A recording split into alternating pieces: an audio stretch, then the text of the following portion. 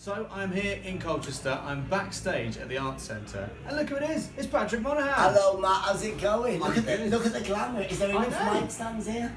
There's a lot of mic stands. Some sort of matches there, the fire extinguisher, I never do a show unless there's a fire extinguisher nearby and wooden flammable doors. What more can you want? Exactly, it's perfect, isn't it? Oh, and some water. Yes. Cheers. You're enjoying that? It looks like tea, but it's actually just water. Tap water. Slightly disappointing. Yeah, that's my riders. So you're here at the Arts Centre with your latest tour. Yeah. So Tell us a bit about it. Well, it's been good really. It's just been, every year I do a brand new show. I take it to the festivals, I tour it around the UK. I always come to Essex, I always see you guys, it's great. And it is fun. This show is more, I would say, all my shows I do a lot of observational stuff, and I always try and put something a bit personal. This show is personal as well. I talk about where I've been up to in my life. I flick back a bit to my past, and it's good really. It's just every year you think, oh god, yeah, you get a bit more mature, because that's a good thing about stand-up. You get better as you get older. It's like a wine sort of thing. We're not like sportsmen or like footballers think, oh god, yeah, I'm in my peak early on. Whereas with stand-up, it's nicer because you sort of get more, as you get older, you get a bit more, oh, do you know what, I can talk about this now, and I've got a bit more life experience, I can talk more about real things, a bit more what's been happening. And I think that's where I'm at really at the moment. Did you always want to be a comedian then?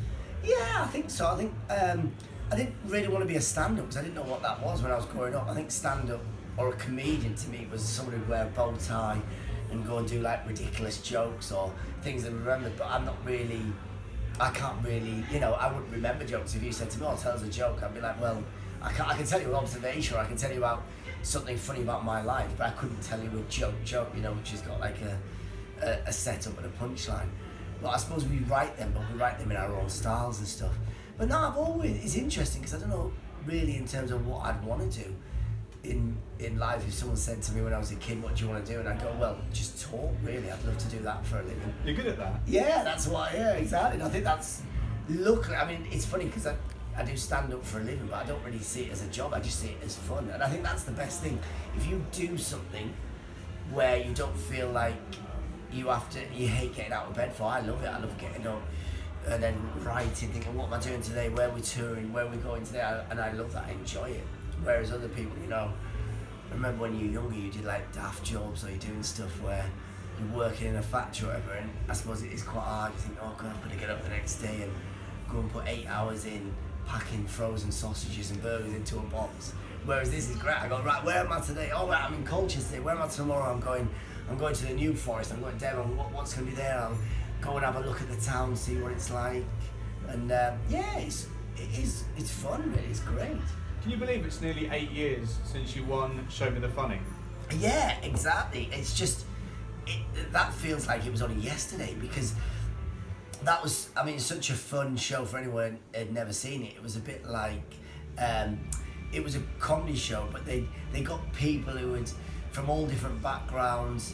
I think they tried to bill it as like a new act competition, but it was very difficult to get people who've never done stand-up before to write brand new material every week for 5 minutes. So then they went, okay, we'll get different acts from different backgrounds. So I'd been going for a few years by then, and some people have been going like maybe twice as long as me, have been going like 5-10 years, and then some people have been going a couple of years.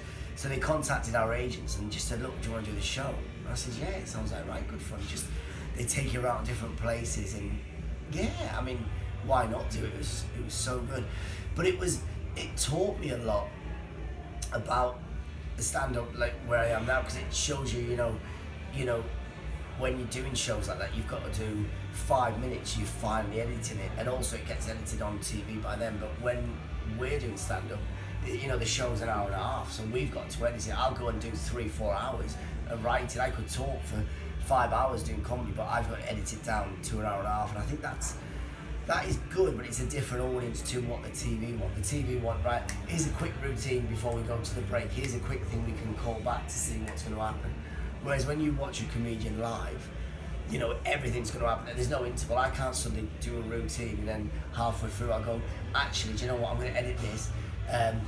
here's a commercial. Just watch this for a second while I go and re-edit this thing. It's just everything's going to happen live. It's all happening there. So I think that's the best way about it. And you won as well. Yeah. And you had a DVD and everything. Yeah. And it hasn't stopped. I've got, I think I'm on to my fourth DVD now. I've got, did another one a couple of years after that. Then I did one from last year's tour, which is that 90s show, that DVD. And then we've just filmed a new DVD of this tour, which I'm just finishing off this month in June 2019. And that was filmed at Middlesbrough Town Hall. And it was great. It was like a home crowd, and it was like quite a few hundred people packed in this in the crypt, the town hall.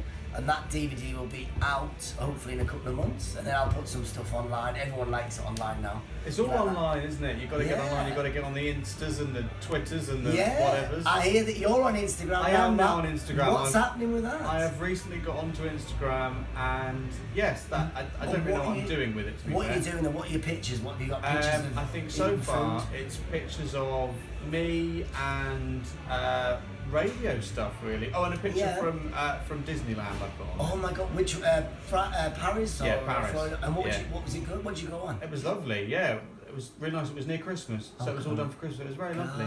Yes. If you want to see it, go onto my Instagram. I'm going to go onto your Instagram. Matt, we will follow each other on Instagram. We should do that. You were saying about, have you put food up yet? I haven't yet. No, I should have done. I went to a nice fish and chip place the other day. I should have done that. Well, this is what it should be. See, I'm new to this. You need to educate me on Instagram. Although I tried to do that.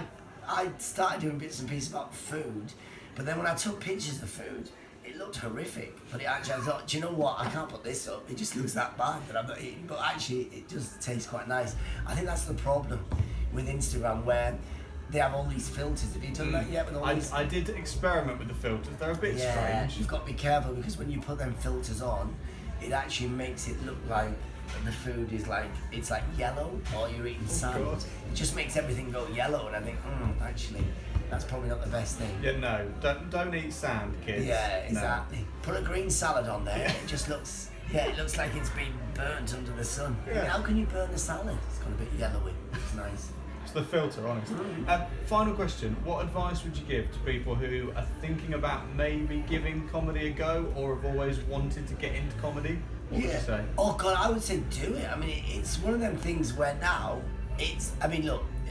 When I started doing comedy, there wasn't that many platforms, there wasn't that many outlets. There was, where I was originally from, Teesside, the northeast of England, there was, from where I lived, there would be like, if you drew a circle of a 60-mile radius, there might have been 1-2 clubs in that might have done a show once a month or whatever. Whereas now, anywhere you go around the country, there's 2 or 3 shows a week now, maybe. Even look at Essex, Colchester, there'll be shows going on here all the time.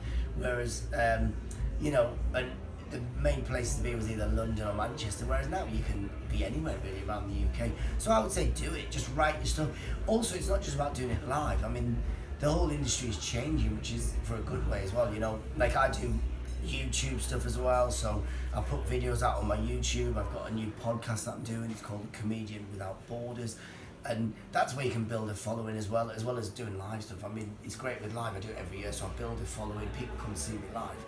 But people also want to see content that you can give them, they can listen to on the bus to work, or they can listen to at home, or they might watch a couple of minutes content. They might be on the toilet and they go, I've got 3 minutes, I'll watch someone's video, I'll watch Patrick Monahan, the comedian video thing like this. So if you're a new comedian, that you've got all these different platforms, you don't need to just do the clubs. But I would recommend that. I'd always say, look, write some stand-up, write 5 minutes of stuff, and then just find your voice. Eventually, keep writing, and then put it out on a podcast as well, or get it onto YouTube, get a bit of a following like that. And if it goes well like that, then you don't then necessarily have to slog around the clubs and stuff, because then you get such a following that you can go, do you know what? Put on your own show then, from the power of social media. Great advice, Patrick. It's always a joy to chat to you. Always, thank you, Matt. Thank you very, very much. Always lovely chatting, and we'll see you on stage. We'll probably like messing about, whatever, when we know what's happening. And you have to come on the podcast. Oh yes, that'd be great. Yeah, definitely. Nice one. Cheers, Matt. Thank you, mate. Thank you.